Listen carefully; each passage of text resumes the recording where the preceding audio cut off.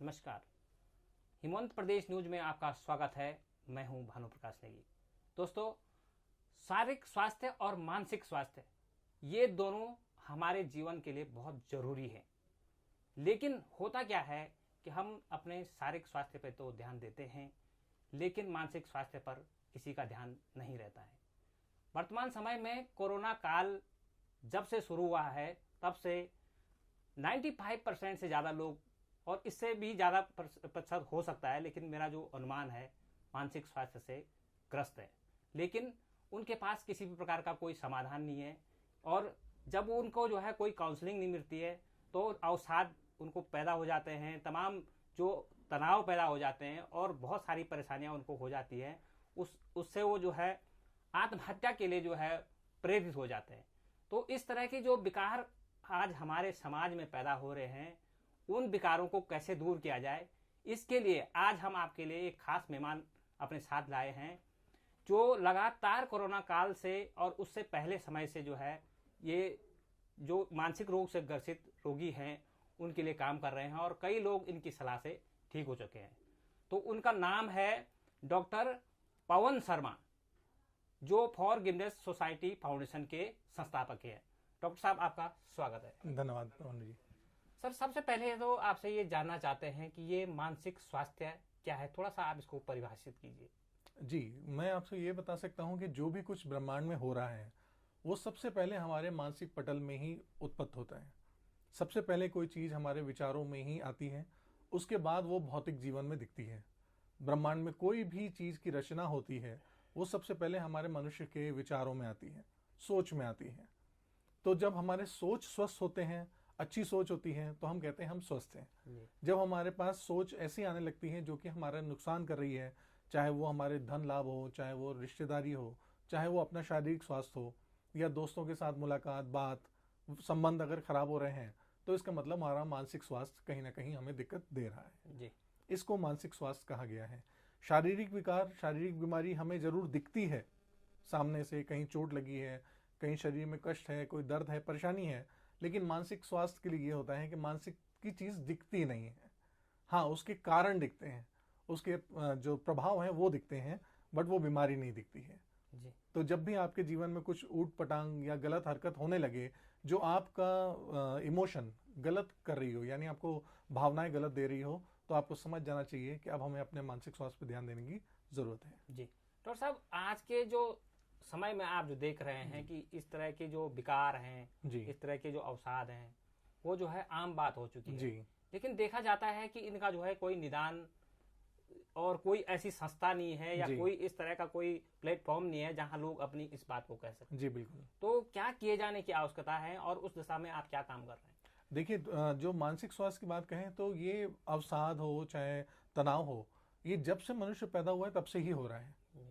सिर्फ अंतर ये था कि हमारे पहले घर कंबाइन थे, जॉइंट फैमिली थी, हमारे घर में बड़े बुजुर्ग भी थे जिनका अनुभव होता था, या समाज में ऐसे प्रतिष्ठित लोग होते थे, चाहे वो शिक्षक हो, चाहे वो संस्था के कोई ऐसे पदाधिकारी हों। जैसे गांव में आप देखते प्रधान होते हैं, सरपंच होते हैं, शहरों में इस तरह के लोग होते हैं, तो उनकी बातों का बड़ा प्रभाव होता था, हर एक आदमी मानता था उनकी बात।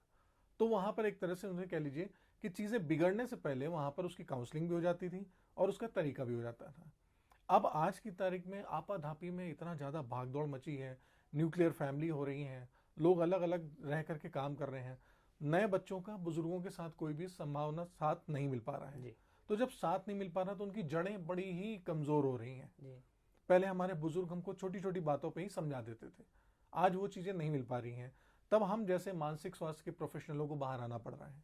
हाँ, जब हम आए हैं तो हमारे साथ भी ये चीज होती है कि जब कभी आप देखेंगे किसी को जुकाम है, बुखार है, शरीर की कोई परेशानी है, दुबला है, पतला है, तो आदमी बड़ा शौक से और बड़े गर्व से कभी कहता है मैं जिम जा रहा हूं, और वो उसकी फोटो भी पोस्ट करेगा, लोगों को बताएगा भी, 4 लोगों को मैं जिम जाने लगा हूं, यानी वो अब शारीरिक स्वास्थ्य पे ध्यान देने की कोशिश कर रहा है। लेकिन जब आती है बात मानसिक स्वास्थ्य की, तो उससे जुड़ा जो कलंक, उससे जुड़ी जो शर्मिंदगी हमारे आसपास है, समाज में व्याप्त है, ये लोगों को रोकती है आगे बढ़ने से। क्योंकि जैसे ही कोई कहता है कि मुझे तनाव है, परेशानी है, हताशा है, मैं किसी प्रोफेशनल की मदद लेना चाहता हूं, तो लोग उसको ऐसे शक की नजरों से देखते हैं कि क्या ये आदमी पागल है, क्या इसको दिमागी मानसिक परेशानियां हैं, और ये लेबल, ये आइडेंटिटी, ये पहचान उसकी जीवन पर्यंत चलने लगती है। जी। तो इसलिए लोग इससे बचते हैं। और मैं यही कहना चाहूँगा कि ये शारीरिक स्वास्थ्य से ज़्यादा जरूरी है मानसिक स्वास्थ्य, जी। क्योंकि शारीरिक स्वास्थ्य मानसिक स्वास्थ्य का ही एक रूप है। आप मेडिकल साइंस भी ये प्रूव कर चुकी है कि हमारी जितनी भी बीमारियां हैं, ऑलमोस्ट ऑल डिजीजेस कह लीजिए, वो साइकोसोमेटिक है। जी। साइकोसोमेटिक का मतलब ये होता है कि साइको यानी हमारे दिमाग से चालू होती हैं, सोमा यानी हमारे शरीर में वो दिखती हैं। तो जितनी भी हमारे पास बीमारियां आ रही हैं वो ज़्यादा से ज़्यादा, मैक्सिमम से मैक्सिमम सारी की साइकोसोमेटिक यानी हमारे मन से ही विकार से आती हैं, तब वो शरीर में दिखती हैं। आज उन बीमारियों को खासतौर से मेडिकल साइंस में ऑटो इम्यून डिजीज के नाम से जाना जाता है, जिनका यकीनन कोई भी क्योर यानी इलाज नहीं है, सिर्फ ट्रीटमेंट चलता रहता है। जिस तरह से थायराइड है, जिस तरह से ब्लड प्रेशर, जिस तरह से डायबिटीज़ है, आप देख सकते हैं ये सारी बीमारियां अगर एक बार किसी के शरीर में लगती हैं तो उसकी दवाइयां जीवन पर्यंत चलती हैं। और ये रिसर्च ने भी प्रूव कर दिया है कि कैंसर के एडवांस स्टेज पे भी और लास्ट स्टेज तक भी जो लोग बहुत ज़्यादा दिक्कत में रहे हैं, जिनको हताशा लगी कि अब वो शायद जीवन खत्म होने वाला है, जब उन्होंने अपनी जीवन की पद्धति को थोड़ा बदला और वो थोड़ा सा खुश होने लगे, अच्छे से रहने लगे, माहौल में रहने लगे, तो वो कैंसर के सेल उनके शरीर से खत्म होने लग गए। और जब उन्होंने जांच करी तो वो पता चला कि शरीर से कैंसर जैसी चीज़ें खत्म हो गई हैं। तो आपकी मनोस्थिति इतनी ज़्यादा कारगर होती है कि दवाइयों से ज़्यादा आपकी मनोदशा आपके स्वास्थ्य को ही प्रभावित करती है। वैसे डॉक्टर साहब, ये आपने बहुत महत्वपूर्ण जानकारी जी। दर्शकों को तक पहुंचाई है जी। लेकिन इस मानसिक स्वास्थ्य पर इतना काम हुआ है, कभी इसको प्रेफरेंस दी ही नहीं जाती, चाहे जी। आप सरकार के लेवल से हो, जी बिल्कुल, चाहे जो है जो बुद्धिजीवी वर्ग है वो यकीनन। भी जो है इसको जो है इतना प्रेफरेंस आज तक नहीं दे रहा है। यकीनन। तो क्या वजह रहती है और इसको कितना प्रेफरेंस देने की आवश्यकता है? इसमें जी। कितना, जैसे बजट स्वास्थ्य के लिए अलग से जो है राज्य या केंद्र सरकार जारी करती है, तो इसमें इस तरह का भी जो प्रावधान होना चाहिए? सर हमारे लिए तो जरूर कहना है, क्योंकि जिस तरह से शारीरिक स्वास्थ्य को लेकर के बहुत सारे काम करते हैं, अब जागरूकताएं फैलाई जाती हैं, प्रचार होता है, प्रसार होता है, मानसिक स्वास्थ्य को लेकर के उतना ज़्यादा प्रचार प्रसार करने की ज़रूरत है, हर एक को बताने की ज़रूरत है। जब भी कभी बच्चे होते हैं छोटे, एक माँ बाप को भी चाहिए कि वो एक साइकोलॉजिस्ट या प्रोफेशनल का एक कार्ड या नंबर ज़रूर से ज़रूर अपने बच्चे को दे कि बेटा कोई भी परेशानी हो तो एक किसी काउंसलर से ज़रूर मदद लो। क्योंकि अगर हम ये सोचते हैं कि बच्चों के इश्यूज़ हमसे कम हैं तो हम गलत सोचते हैं, उनके इश्यूज़ हमसे बहुत ज़्यादा हैं, क्योंकि इस समय वो जिज्ञासा के क्षेत्र में है, तो उनके वो इश्यूज़ ज़्यादा होंगे, तो उनको एक प्रोफेशनल हेल्प की ज़रूरत बहुत ज़्यादा है। तो अगर ऐसा सिनेरियो बदल जाए, क्योंकि आज जो भी चीज़ें चल रही हैं वो आप देखते हैं पब्लिसिटी के नाम पे है, और पब्लिसिटी जितनी ज़्यादा होगी अवेयरनेस उतनी ज़्यादा होगी। आज मूवी के माध्यम से भी कई बार आप देखते हैं मानसिक चीज़ों को लेकर के बहुत अच्छी फिल्में बन रही हैं, लोग देख रहे हैं, समझ रहे हैं। और कोरोना आने के बाद तो आज की तारीख में मैं आपसे ये कह सकता हूँ कि लगभग हर एक व्यक्ति मानसिक स्वास्थ्य की ज़रूरत को अब महसूस करने लगा है जी। और उसकी ज़रूरत को अब नकार नहीं सकता है। तो अब ये ज़रूरी है कि इसको हम ज़मीनी स्तर पे काम करना शुरू करें, लोगों तक पहुँचें और उन पे काम करके उनको आगे आने के लिए प्रोत्साहित करें। जी। अच्छा डॉक्टर साहब, इसमें आज की डेट में आप देख रहे हैं कि मानसिक स्वास्थ्य की बात होती है जी, इसके लिए जो है काउंसलर भी कई जगह रखे गए हैं, बिल्कुल, और कई लोगों ने जो है एक अपना दुकान जैसे भी खोल रखे हैं। जी कह सकते हैं। तो उसका कुछ फायदा लोगों को नहीं मिल पाता है, जी, क्या कहना चाह रहे हैं ऐसे लोगों के लिए आप? सर इसके लिए मैं आपसे ये कह सकता हूँ कि हर कोई प्रोफेशनल है, हर कोई अपनी रोजी रोटी के लिए काम कर रहा है। हाँ, यकीनन मेरी भी कभी बात होती है, साइकोलॉजी के डॉक्टर हैं उन लोगों से भी बात होती है, तो उनका एक कहना ये भी होता है कि सर हम लोग जब काम कर रहे हैं तो ये फिजिकल डिजीज की तरह नहीं है, जिस तरह से कि फिजियोलॉजी के डॉक्टर काम करते हैं कि मरीज उनके पास हर सर्दी जुकाम बुखार वायरल फीवर में आता रहे। तो उनका एक तरीका ये हो जाता है कि अगर कोई मरीज आया है तो हमारी पेंशन लग गई है, जी। तो अब वो चलता रहे चलता रहे चलता रहे। और यकीनन मानसिक स्वास्थ्य को कह लीजिए आप कभी भी निरोगी हो ही नहीं सकते, जी जी। क्योंकि जिस वक्त भी आप सोचते हैं आपके पास विचार या तो सकारात्मक होगा या नकारात्मक होगा। अगर नकारात्मक है तो आपको वहां पे सुधारने की जरूरत है, और ये तो जीवन पर्यंत की प्रक्रिया है। इसलिए जरूरी है कि हमारे बिलीफ, हमारे वैल्यूज यानी हमारे मूल्य और हमारे जो धारणाएं हैं ये स्ट्रांग हो, ये मजबूत होगी तो हमारी नींव अच्छी होगी, तो यकीनन हमारे पास विचार अच्छे आएंगे।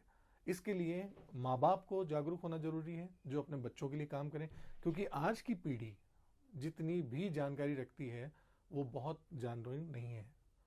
आज की तारीख में हम जीवन मूल्य के अलावा बाकी सब चीज़ों पे काम कर रहे हैं, जी सिर्फ जीवन के बारे में नहीं। आज हम किसी से भी जीवन मूल्य की बात करते हैं तो उसके हाथ खाली होते हैं, भले ही वो जितना भी पढ़े लिखे हों या कुछ भी हो। तो हम ये चाहते हैं कि जीवन मूल्य की चीज़ें लोगों तक पहुँचे। और जैसा कि आपने कहा है कि अभी तक सरकार नहीं कर रही है, लोग नहीं कर रहे हैं, तो देखिए हम किसी के ऊपर कोई दोष नहीं डाल सकते, पहल करनी होती है। जिसके भी जानकारी में आए पहल करें। इसी कोशिश में हमने शुरू करा है। जब हमने ये देखा कि लोग नहीं कर रहे हैं, सरकार नहीं कर रही है, और हर एक के ऊपर दोष डालने वाली बात नहीं होती है, तो मैंने भी अपनी तरफ से कमर कसी और हमने कहा नहीं, इस क्षेत्र में हमें कुछ करने की बहुत ज़रूरत है।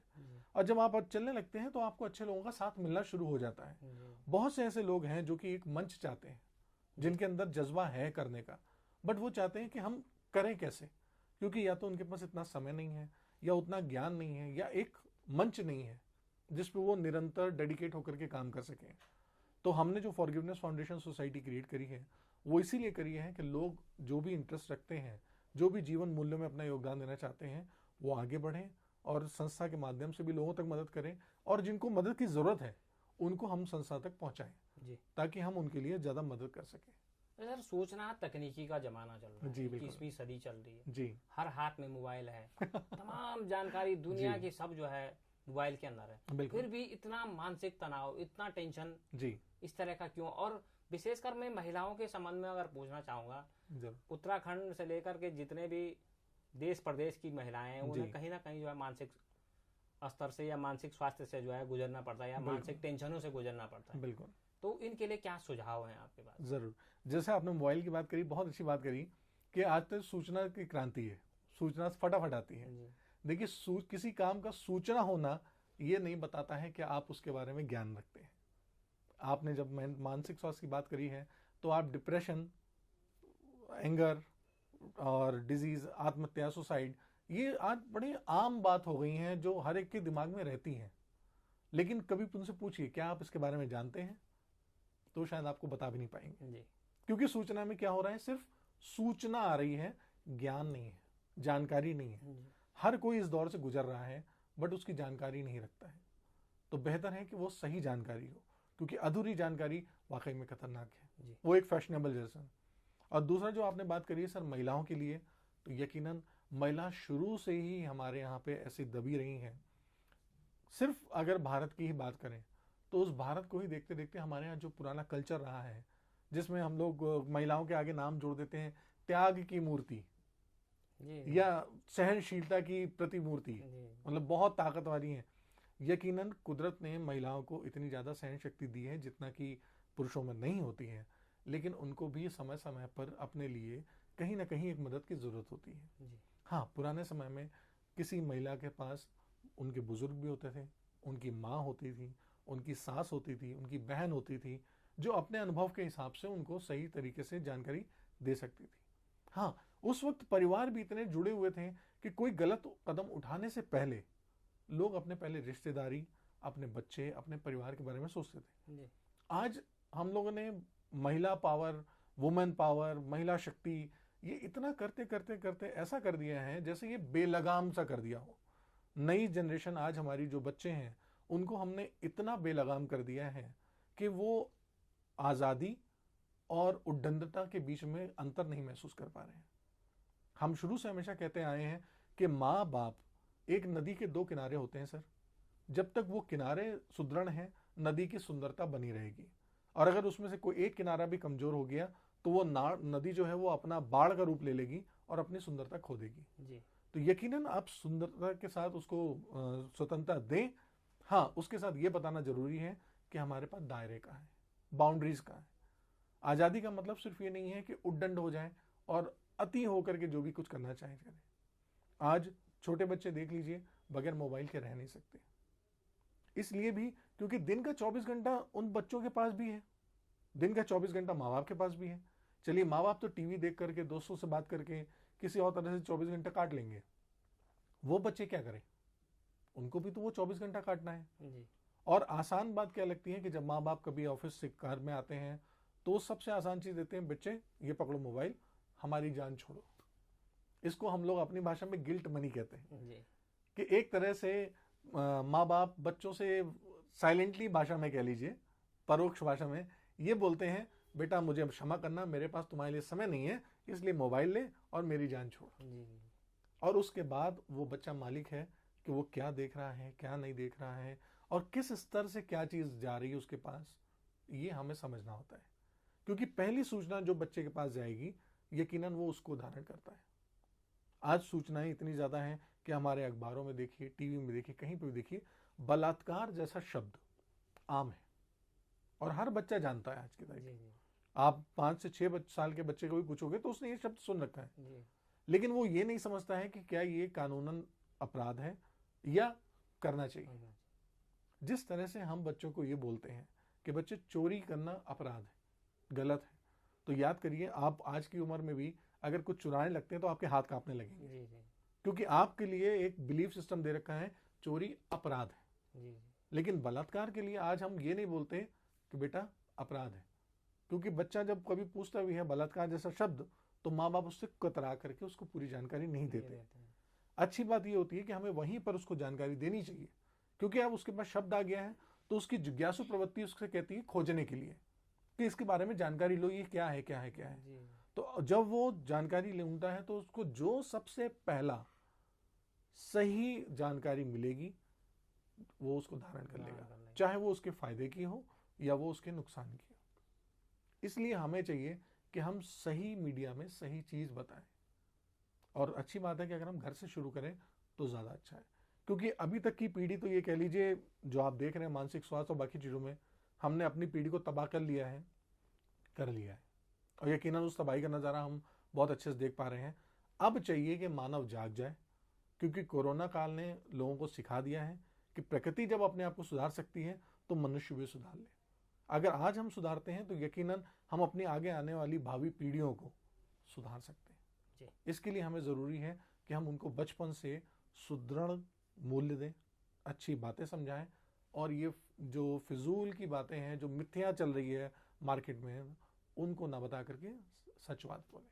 वैसे डॉक्टर साहब, एक जो आज की डेट में जो जीवन पद्धति है और जीवन पद्धति से जुड़ा हुआ आपकी शिक्षा पद्धति है, क्योंकि बचपन से ही जो है वो आपको जो ऐसे चेंज लग रहा है, पहले जो नैतिक शिक्षा होती थी बिल्कुल उसका अभाव दिख रहा है, तो कहीं ना कहीं आपको लगता है कि जो शिक्षा पद्धति है उसमें भी दोष है? देखिए, शिक्षा पद्धति में हम दोष इसलिए नहीं कह सकते क्योंकि शिक्षा एक बहुत जरूरी चीज है, और हमारे जैसे बहुत सारे रिसर्चर वहां बैठे हुए हैं जो काम कर रहे हैं। चूंकि हमारा वो क्षेत्र नहीं है तो हम उसको कुछ सही गलत कहना गलत होता है, क्योंकि हम जब तक उसके अंदर जाएं तब बता सकते हैं। ये हम जरूर कह सकते हैं कि जो भी दोष या त्रुटियां हो रही हों, क्योंकि वो हर देश काल परिस्थिति के हिसाब से बनती है। अगर आज की परिस्थिति के हिसाब से नहीं है तो यकीनन हमें अपने आप को ढाल लेना चाहिए कि हमें अंदर बदलाव चाहिए। अगर शिक्षा में आप देख रहे हैं कि कुछ चीजें ऐसी हैं जहां पे जीवन मूल्य नहीं मिल रहा है, ये ही वो जगह है जहां पर माँ बाप या हमारा परिवार वो काम करता है। क्योंकि आज की तारीख में अगर आप देखेंगे तो माँ बाप भी नई नई उम्र के लोग बने हुए हैं, जो अक्सर हम लोग एक्चुअल भाषा में ये बोल देते हैं कि बच्चा पैदा करना और माँ बाप बन जाना दो अलग बात है। जिस तरह से आप पढ़ाई करते हैं तो आपने पढ़ाई में MBA या इंजीनियरिंग का एग्जामिनेशन पास करा है, MBA या इंजीनियर बन नहीं गए हैं। बनना और उसका एग्जामिनेशन या उसकी रिक्वायरमेंट फुलफिल करना वो अलग बात है। इसी तरह से शादी कर लेना, बच्चे पैदा कर लेना, ये आपको माँ बाप नहीं बनाता है। माँ बाप तब बनाता है जब आप अपने जीवन के सही मूल्य बच्चों तक पहुंचाएं और अपनी जीवन शैली में से उस बच्चे के लिए, नई जनरेशन के लिए समय निकालें। सर, इसमें मैं ये इस विषय पे जानना चाह रहा था कि जैसे आपके नैतिक शिक्षा है उसका जो मानसिक स्वास्थ्य है उससे कितना रिलेशन है? सर, नैतिक शिक्षा इसीलिए तो जरूरी थी कि पहले जॉइंट फैमिली थी। आज नैतिक शिक्षा है ही नहीं, क्योंकि नैतिक शिक्षा अगर दें तो बच्चा ये कहता है दादा नाना के साथ बैठ के होता क्या है। इस वजह से आज एजुकेशनल टूर लगते हैं। जब हम प्रकृति की बात करते हैं तो उनको हम जंगलों में ले जाते हैं, दिखाते हैं। तो बेहतर ये होगा कि नैतिक शिक्षा वहां से शुरू करें जहां आज ओल्ड एज होम है, जहां बुजुर्ग बैठे हुए हैं। क्या हम उसका टूर बना सकते हैं? तो वो अनुभव मिलेगा बच्चों को। नैतिक शिक्षा में इसीलिए जरूरी है सर कि बच्चे कभी सिर्फ पढ़ाई को ही लेके नहीं चलते हैं। बच्चे हमेशा सिर्फ लोगों को इमिटेट करते हैं, जिसको कि हम कहते हैं कि नकल करके सीखते हैं। अगर आप अपने घर में नमस्ते का एक पैटर्न बनाते हैं तो नमस्ते का ही पैटर्न चलेगा ना सर। हम बच्चे को ले जा करके मंदिर में तो बोल देते हैं कि पैर छू बेटा, मूर्ति के सामने नमस्ते करो। अपने दादा दादी के पैर छूना हम नहीं बताते उसको, और अगर उसको बताते हैं तो हम नहीं छूते। तो हमारी जनरेशन, वो जो बच्चा है वो कहता है ये सारे नियम मेरे लिए हैं क्या, आपके लिए नहीं है। तो वो चाहता है कि अब मैं जल्दी से बड़ा हो जाऊं, क्योंकि आज की सर में जितने भी बच्चे हैं, बाल्यावस्था, किशोरावस्था, युवावस्था आती है, लेकिन आज की तारीख में बाल्यावस्था से बच्चा सीधे वयस्क हो रहा है। उसकी वो किशोरावस्था नहीं मिल पाई, क्योंकि किशोरावस्था में उसने वो चीजें सीखी नहीं। आज का बच्चा सीधे वयस्क हो रहा है। तो हम आपसे यही कहना चाहेंगे कि नैतिक शिक्षा सिर्फ किताबों पे ना जाइए सर, ये प्रैक्टिकल चीजें हैं जो अनुभव करी जाती हैं, जो एक्चुअल में हरकत में हो। जब हमारे आसपास समाज में ये हो रही होंगी तो ये नैतिक शिक्षा की किताबों की जरूरत नहीं पड़ेगी, वो हम वास्तविकता में कर लेंगे। और इसी चीजों को लेकर के हम लोग अपने लिए सेशंस करते हैं, बिलीफ सिस्टम जो पुराने हैं वो खत्म करते हैं। अगर ये नैतिक शिक्षा नहीं है सर, तो ये जितने भी आप देख रहे हैं आज की तारीख में नशे से आदियुक्त हैं, जितने भी बच्चे नशे में संलिप्त हैं, जितने बच्चे जो तेज मोटरसाइकिल चलाते हैं, जितने ट्रैफिक के चालान हो रहे हैं, जितने आत्महत्या कर रहे हैं, जितने लोग शादी तोड़ के डिवोर्स कर रहे हैं, जितने लोग अपने माँ बाप को वृद्धाश्रम में भेज रहे हैं, ये उन्हीं शिक्षाओं की कमी की वजह से। अच्छा, अब युवाओं की मैं बात करना चाहता हूँ। जी जरूर। युवा आज बहुत ज्यादा मानसिक तनाव से गुजर रहा है। जी। इतना था कि वो अपनी मंजिल को पाने के लिए बड़ी बड़ी जो आईआईटी है या तमाम जो प्रतियोगिता परीक्षाएं उनको पास कर लेता है, लेकिन जब उनको पास आउट करने की बात होती है, जी बिल्कुल, उससे पहले वो आत्महत्या कर ले रहा है। बिल्कुल सही। अब इनकी वजह क्या है और ये किस तरह से कम हो समाज में, थोड़ा उसके बारे में आप बताइए। जरूर। देखिए, हर एक बार जब हम लोग को जीवन मूल्य मिलता है, जीवन मिलता है, तो हम लोग को एक पर्पस मिलता है। वो पर्पस हमारे पास क्लियर नहीं होता। सबसे पहले हमारे ये जानना होता है कि हम जीवन में आए क्यों हैं। पर्पस का लॉस होता है। पर्पस के बाद आता है आइडेंटिटी, पहचान, कि हमारी पहचान क्या है। उसके नीचे आते हैं belief, values, then capability, then behaviour. और हम लोग किस पे बात कर रहे होते हैं? व्यवहार पे, बिहेवियर पे, कैपेबिलिटी पे। अब हम कहते हैं कि इंजीनियरिंग कर लो, मेडिकल कर लो, लेकिन किस लिए करना है ये तो बताइए। बच्चे को ये नहीं पता है। बच्चे को ये पता है कंपटीशन पास करना है मुझे, लेकिन वो कंपटीशन पास के करना क्या है? वो अगर वो ये जान ले कि उसकी पहचान एज अ डॉक्टर होने वाली है, एज अ इंजीनियर होने वाली है, एज अ पुलिस ऑफिसर या प्रशासनिक अधिकारी के रूप में होने वाली है, तो वो प्रशासनिक अधिकारी या वो डॉक्टर समाज के लिए या मानव के लिए, जाति के लिए कितना अहमियत रखता है, कितना योगदान करता है, कितनी जरूरत है। अगर ये उसको मूल्य पता चलेंगे तब उसका वो पर्पस क्लियर होगा। क्योंकि आज की तारीख में उसको एक पर्पस बताया जाता है, बेटा ये प्रोफेशन लेना, इसमें कमाई बहुत जल्दी और इसमें कमाई ज्यादा है। तो जब उसका हमने सेंटर फोकस पैसे पे रखा है तो मानव मूल्य तो गए। तो वो चाहे डॉक्टर बने, चाहे इंजीनियर बने, चाहे प्रशासनिक अधिकारी बने, उसका सबसे पहला काम होगा पैसा कमाना है। इस वजह से जरूरी है कि जब भी हम बच्चों को कंपटीशन की बात बोले तो उसके साथ हम मूल्य जोड़ें कि मूल्य क्या है और पर्पस क्या है।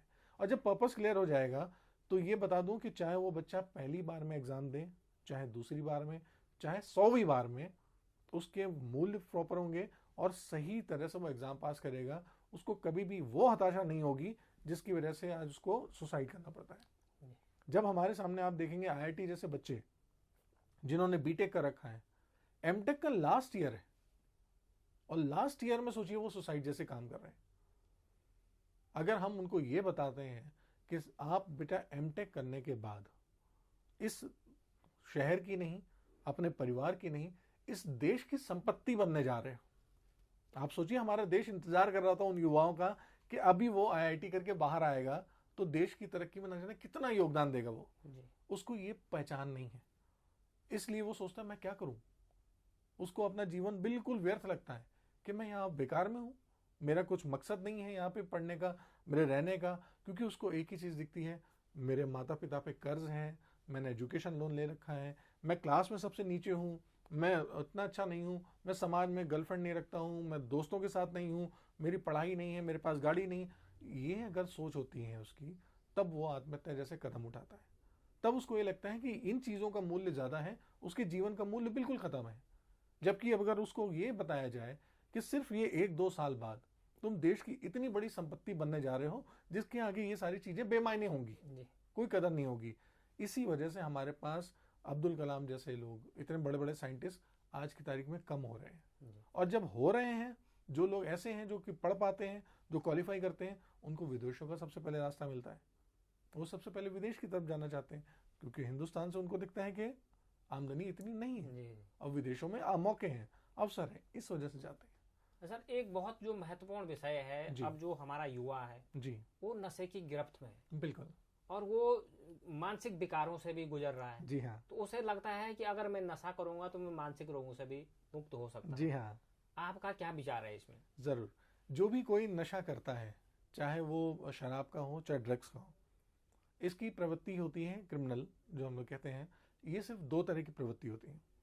एक प्रवृत्ति होती है सैडिस्ट, यानी वो किसी को कष्ट देता है, लोगों को मारता है, पीटता है, तो उसे खुशी मिलती है।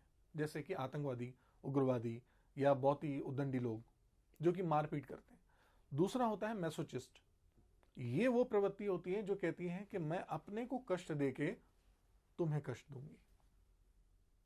तो ये वो बच्चे होते हैं जो यकीनन कहीं ना कहीं अपने माँ बाप, अपने समाज या किसी ऐसे व्यक्ति से सीधे सीधे बदला नहीं ले पा रहे या उनको सजा नहीं दे पा रहे जिन तक की उसकी पहुंच नहीं है।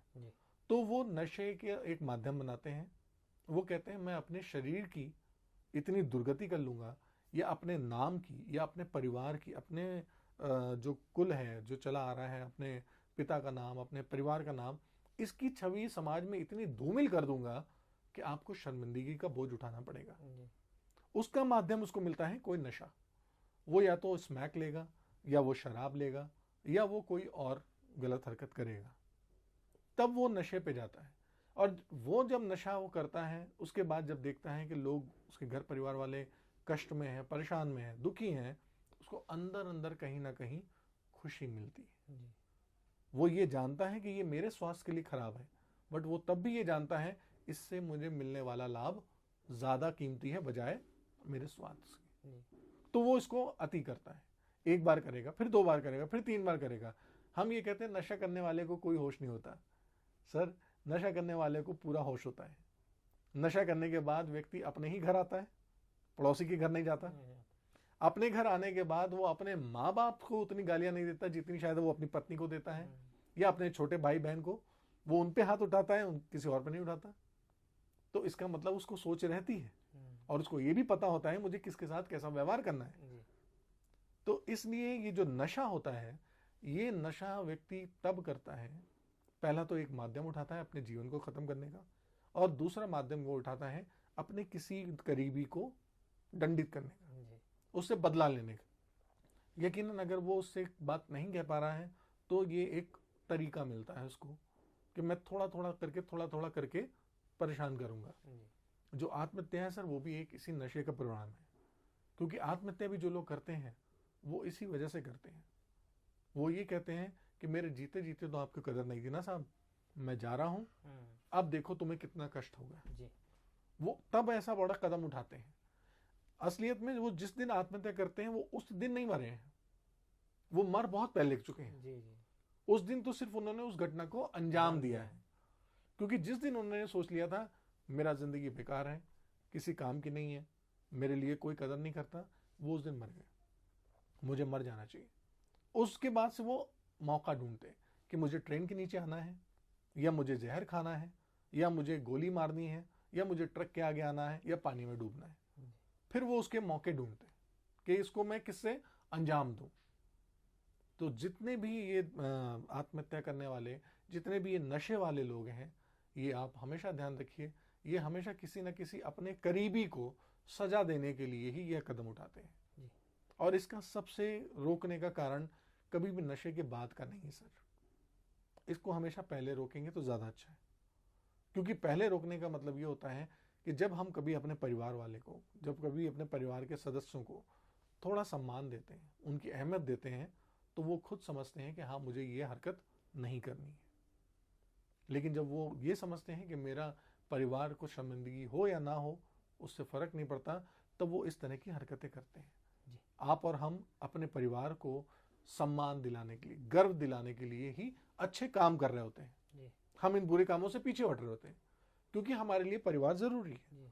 लेकिन जो मांगते हैं कि उनके लिए ये परिवार जरूरी नहीं है, वो ऐसे रास्तों को पे जाना आसान समझते हैं। तब वो आतंकवाद का भी रूप लेते हैं, तब वो ऐसे गिरोह में जाएंगे, ऐसी हरकतें करेंगे कि ताकि उनसे उनका नाम और उनके परिवार का नाम नीचे हो। जी।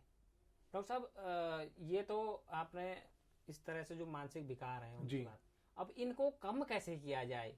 ऐसा तो नहीं हो सकता है कि किसी को मानसिक टेंशन ना हो या बिल्कुल। फिर तनाव ना हो, जी। लेकिन कम कैसे किया जाए? किस तरह से समाज में सुधार लाया जा जी। सके, इसके लिए क्या करने की आवश्यकता है? जी, ये देखिए सुधार जो आपने बोला, बहुत अच्छी बात बोली कि ये तो आता ही आता है। जी। टेंशन आएगी आएगी, तनाव आएगा ही आएगा, डर लगेगा ही लगेगा, और डिप्रेशन होना आम बात है। आपने अगर बीच में कुछ दिन पहले पढ़ा हो तो हमारे क्रिकेट कप्तान कोहली जी ने भी, जी। विराट कोहली ने भी ये बात बोली, और बड़ी बड़ी हस्तियां इससे गुजरी हैं, चाहे दीपिका पादुकोण हो या और भी बड़े, हाँ, जिस समय अमिताभ बच्चन जी के साथ दिक्कत थी जी। वो भी डिप्रेशन में थे। जी। तो डिप्रेशन होना एक आम बात है जो हमारे फेस में आती है। इसी तरह से देखिए जो मानसिक विकार हैं, इनसे अगर बचना है तो सबसे पहली बात होती है कि हमें जीवन के प्रति सकारात्मक रहने वाली बात है। नकारात्मकता जब आती है तो हम कहते हैं नहीं नहीं नहीं नहीं। आप ध्यान रखिए, हमारी मानसिकता में नहीं का कोई भी अस्तित्व नहीं है। जी। नहीं का फॉर्मूला ही नहीं है, ना ही ब्रह्मांड में, ना ही हमारी मानसिकता में। आप जितनी बार नहीं कहेंगे वो उतनी तेजी से आपके पास आती है। तो आपको सबसे पहले तो एक्नॉलेज करना है, हाँ अब मेरा मूड खराब है, अब मुझे गुस्सा आ रहा है, या अब मुझे तनाव आ रहा है, अब मुझे डिप्रेशन हो रहा है। जिस पल आप ये स्वीकार कर लेते हैं, आप उस पल ही अपने लिए बेहतरी का काम करना शुरू कर देते हैं। क्योंकि जब तक आप स्वीकारते नहीं है, ये पद्धति और बड़ी होती रहती है। जैसे ही आपने ये स्वीकार लिया कि हाँ मेरे साथ ये मानसिक चीज दिक्कत आ रही है, आपने इसको स्वीकारा, और स्वीकार करते ही आप इसके बेहतरी के लिए काम करना शुरू कर सकते हैं। जी। तब आप ये कर सकते हैं, अगर आपके पास गुस्सा आ रहा है तो आप किसी खुश मिजाज चीज को देखें, किसी अच्छी चीज पे ध्यान लगाएं, और अगर डिप्रेशन में है तो आप किसी उस योजना पे काम करने की कोशिश करें जो आपके लिए बहुत ज्यादा अच्छी फलदायी है। इसको हम लोग कहते हैं रिवर्स कॉन्ट्रैक्ट, कि आप जैसे ही गुस्से में हैं तो सबसे अच्छी चीज के बारे में ध्यान दें, जैसे ही आप डिप्रेशन में हैं तो सबसे ज्यादा उम्मीद वाली चीज के बारे में ध्यान दें, तो वो आपका तुरंत हैक हो जाता है आपका इमोशन, और आप दूसरी तरफ चले आते हैं। जी। और इसके लिए थोड़ी सी काम होती है कि आप शारीरिक और मानसिक चीजों को एक जैसा रखते हैं। जब आप डिप्रेशन में होने लगे, जब आप गुस्से में हो, तो आप यकीनन देखेंगे कि आपके कंधे नीचे झुकेंगे, आपका शरीर नीचे होगा। आपको उसी वक्त चाहिए कि आप उठें और एक टहल लगाएं लंबी सी, और सीना ऊपर करके, और अपनी सांस ज्यादा लें। आप उसी वक्त अपनी स्टेट बदल देंगे। जी। आप दशा बदल देंगे, आपके विचार बदल जाएंगे। इसी वक्त आपको तुरंत ऐसा कर लेना चाहिए। कभी भी आप फिजियोलॉजी बदल के न्यूरोलॉजी बदल सकते हैं, न्यूरोलॉजी बदल के आप फिजियोलॉजी बदल सकते हैं। जी। डॉक्टर साहब, ये तो आपने बहुत महत्वपूर्ण विषय पर जानकारी दी है। अब मैं उस विषय को जानना चाहता हूँ जिससे कि पूरे दर्शक जानना चाहते हैं। आप एक नेचुरोपैथी भी जानते हैं जी, जिससे कि आप जो है, आपको जो दर्शक देख रहे हैं जी, वो जो है तुरंत इस चीज का लाभ ले सकें, जो मानसिक तनाव में। बिल्कुल, ये एक बहुत एक चमत्कार कह लीजिए, या एक तरह से बहुत ही वैज्ञानिक तथ्य है कि जो हमारे पास हरकतें हो रही होती हैं, जो भी हमारे साथ हादसा है, तो वो हमारे पास किसी न किसी घटनाओं से होता है। हम उन घटनाओं के स्ट्रक्चर पे ही काम करते हैं। अगर मैं आपसे कहूं कि किसी घटना की वजह से ही आप उदास महसूस कर रहे हैं, या उसी घटना की वजह से आपको गुस्सा आ रहा है, तो अगर हम उस घटना पे ही काम करके उसको थोड़ा सा स्ट्रक्चर यानी उसकी रूपरेखा को बदल देंगे, तो यकीनन उससे जुड़ा हुआ इमोशन भी बदल जाएगा।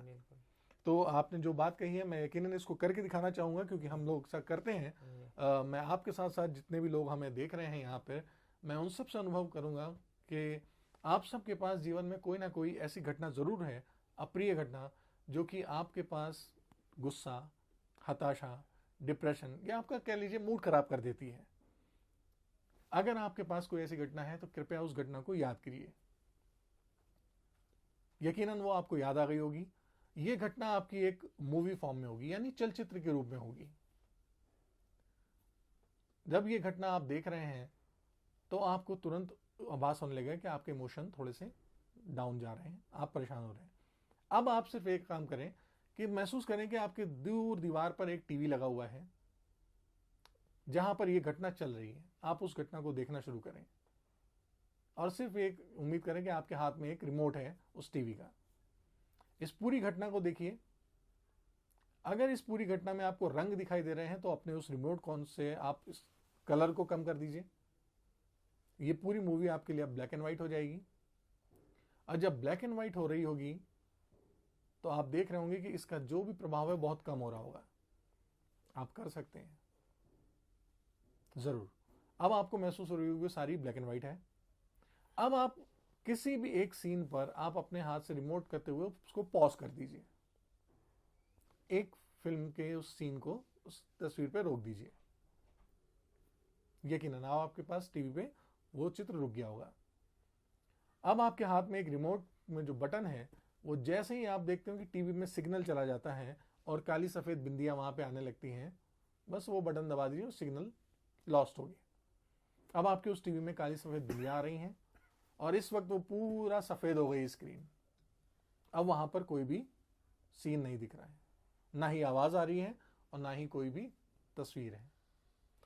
उसी वक्त आप देखेंगे कि टीवी में छोटा सा स्पार्क हो रहा है और वो टीवी पूरा जल रहा है। वो पूरा जलने के बाद राख में कन्वर्ट हो रहा है, राख में बदल गया है।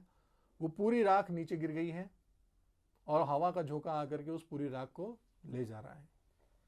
अब आप देखेंगे उस दीवार पर कोई भी टीवी नहीं है, वो दीवार सादी है। इसी वक्त आप अपने अपने मोबाइल नंबर पूरा बोलिए जोर से आवाज के साथ। जी हां, आपका ही बोलिए, एक बार फिर दोहराइए। अब आप उस घटना को याद करना चाहेंगे तो यकीनन आप देख सकते हैं कि आपको वो घटना अब इस वक्त याद नहीं आ रही होगी। यकीनन, धन्यवाद भानु जी। इस तरह से हम लोगों का ये काम होता है कि हमने उस घटना को अगर बदल दिया है तो उससे जुड़ा कोई भी इमोशन होगा वो लॉस्ट हो जाएगा। यकीनन इस वक्त हमारे सारे दर्शक वो घटना को ढूंढने की कोशिश कर रहे होंगे, लेकिन उनके मानसिक पटल पे वो घटना नहीं आ रही होगी। क्योंकि जब हमारे साथ कोई अच्छी घटना घटती है तो उस घटना को हम सेलिब्रेट करते हैं, इंजॉय करते हैं, पार्टी करते हैं, सेलिब्रेशन करते हैं, लोगों को बताते हैं। तो वो घटना जहां से शुरू हुई थी वो अंत तक पहुंच जाती है। लेकिन जब हम किसी से नाराज होते हैं, कोई दुख होता है, कोई घटना होती है, तो या तो हम उस घटना को खत्म करें तब बात हो, या हमें किसी के साथ बढ़ा से तो हम बोल दें, या हमें कुछ बुरी लगी है तो हम उसको मार पीट लें, कुछ कर लें। लेकिन वो हम नहीं कर पाते हैं। तो वो घटना अभी हमारे मानसिक पटल पे वहीं अटकी हुई है जब हमारे पास वो दुख वाला माहौल आया था। तो जब भी आप उस घटना को दोबारा से याद करने लगते हैं वो फिर आपको वहीं पे ले जाके छोड़ती है जहां पर आपका वो इमोशन था और आप फिर उस दुखी के मूड में आ जाते हैं। इस वक्त आपने सिर्फ इतना करा है कि उस जो रुकी हुई घटना को था वो अंत में ले जाकर के आपने खत्म कर दिया है। तो अब जब वो घटना खत्म हो गई है तो उससे जुड़े इमोशन भी अब आपके पास खत्म हो गए हैं। ये इतना आसान सी चीज है। इसी तरह से हम लोग रेप विक्टिम लड़कियां, ईव टीजिंग लड़कियां, जो लोग ऐसे हैं जो कि सदमे में है, ट्रॉमा में है, जिनके साथ जीवन में बहुत सारे आघात हुए हैं, कोई घरेलू हिंसा की विक्टिम है, तो उनके साथ भी हम ऐसे ही थेरेपी करते हैं अपने यहाँ पे, जिसमें कि उनको वो पूरी घटना बताने की जरूरत भी नहीं पड़ती है और वो उन घटना से निजात पा लेते हैं।